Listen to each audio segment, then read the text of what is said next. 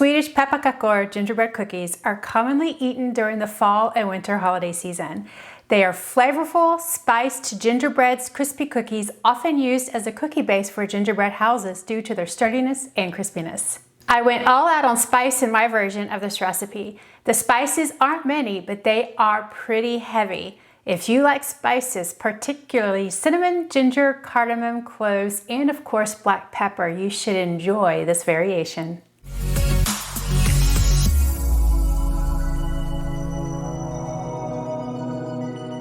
Pepparkakor is a Swedish word meaning pepper cookie.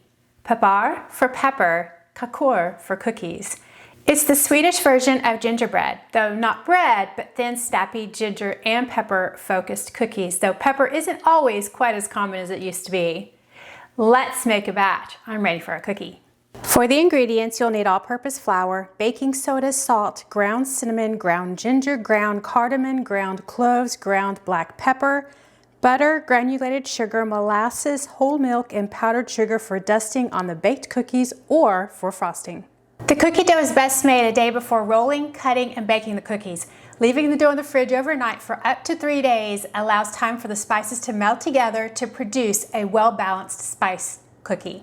To make the dough, start with a medium-sized bowl. We're going to add 300 grams, which is 2½ cups of all-purpose flour, 4 grams, 1 teaspoon of baking soda, 3 grams, ½ teaspoon of salt, 7½ grams, 3 teaspoons of ground cinnamon, 5 grams, 3 teaspoons of ground ginger, 3 grams, 1½ teaspoons of ground cardamom, 3 grams, 1½ teaspoons of ground cloves, and 2 grams, 1 teaspoon of ground black pepper.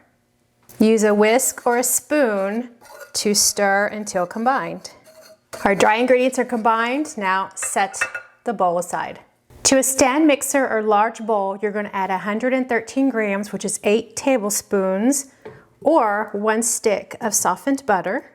Use the paddle attachment or a hand mixer to mix the butter on medium speed until smooth. Add 134 grams, 2/3 cup of granulated sugar, 38 milliliters, 2½ tablespoons of molasses, and 60 milliliters, which is 1/4 cup or 4 tablespoons of whole milk. Blend again until smooth. Stop to scrape down the bowl using a spatula once in a while. Okay, so our mixture is smooth. With your machine on low speed, slowly add in the flour mixture. If you're using an electric hand mixer, then just add the flour in 3 or 4 stages, mixing or stirring in between each one. And you're doing this until the flour is just combined. The flour is mixed in with the butter and no white streaks remain. So you're going to remove the dough. You're going to roughly divide it in half. Okay, shape each half into a rectangle, just a small rectangle. Wrap each tightly in plastic wrap, and you're going to store the dough, both of them, in the refrigerator at least overnight or up to 3 days. Our dough is ready for the fridge. It's time to roll, cut, bake, and decorate the cookies. So go ahead and remove the dough from the fridge, set it on the counter to warm up for about 10 to 20 minutes so it can be more easily manipulated. So you want to go ahead and preheat your oven to 375 degrees. And you want to line 2 baking sheets with parchment paper or silicone mats for an easy cleanup, and then set those aside. When one of the dough has softened, which mine can be manipulated now, I can tell, I'm going to set it on my work surface and set the other one aside, and it can continue softening up, or you can put it back in the fridge if you think it's going to be a while before you're going to use it. You can also just bake half a batch of cookies right now, and you're still going to get a couple pans of cookies. Bake one now, bake one later. It's up to you. You want to lightly flour your work surface. And since we're rolling out cookies, I always add a little bit of sugar with my flour when I roll out my cookies. That way the flour keeps the dough from sticking to the surface, and the sugar creates a nice little crystallized exterior and keeps the sweetness on the outside of the cookies as they bake. So then you're just going to roll out your dough. We want it flat. Keep your surface floured. You're going to roll your dough out to an 1/8 to 1/4 of an inch thick. A thinner dough at 1/8 of an inch thick will result in an overall crispier cookie. A thicker cookie at 1/4 of an inch thick will be crispy on the exterior and slightly chewy on the interior. So you can try both sizes and just see which one you prefer.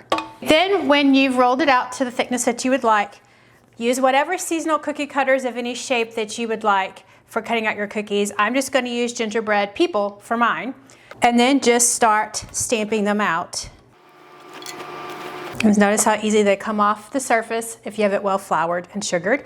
And then place them about 1 inch apart on your cookie sheet. They will spread, but not very much. And then you just keep going through, cutting out all of your gingerbread shapes until you've used up all the dough that has been rolled out. For scraps, just leave them for the time being. You can set them aside as you start collecting them if they start gathering up on your board. Gather up your scraps and shape your dough back into an oval or a rectangle, keeping your surface floured and sugared. And then you just roll it back out to that 1/8 to 1/4 of an inch thick. And then continue cutting out your shapes until your pan is filled. I have one pan filled, now it's time to go in the oven. Our pan of cookies are gonna go in the oven and we're gonna bake them for 8 to 10 minutes until the cookies are set. They should puff up, be a bit dry, and have darker brown bottoms. While the first pan of cookies is baking, I'm gonna continue to roll and cut out the remainder of the cookies, and I have my second cookie sheet for that. One batch of cookies is coming out. We're gonna let them sit on their pan for a couple of minutes, and then in the meantime, the other batch is going in. So now we're just gonna transfer them to a cooling rack. So this is more of what an 1/8 of an inch cookie looks like. It's pretty thin, and they come off the pan very easily. So just transfer them to a cooling rack now and allow them to cool completely. So once your cookies have cooled, you can go ahead and dust some powdered sugar over each cookie, or you could pipe on some frosting. Since the cookies have lots of flavor, we actually prefer them without the frosting, and they actually are just fine without the frosting. That's why I like the powdered sugar, because the powdered sugar adds a little bit of texture and color to otherwise boring brown cookie. If you want to add icing, just mix 1 to 2 cups of powdered sugar with 1 to 4 cups of milk. Add food coloring as desired, and then you can pipe or spread on the frosting as desired, and then add any sprinkles, nonpareils, whatever that you want in order to decorate your cookie. Otherwise, you can just leave them simple like this. So let's check them out. This is one of our thinner ones. Holds its shape very well. Notice the powdered sugar stays on. Nice and brown on the bottom, just like the top. Listen for that snap. That's the Snappy cookie. That's what you're gonna get with a little bit thinner version.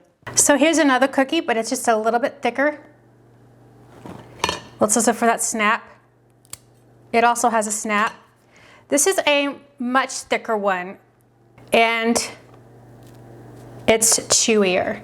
So 1/8 to 1/4 inch is ideal for these Snappy cookies. A little bit bigger than that, I mean, even if you cook them a little bit longer, they're gonna start to darken too much.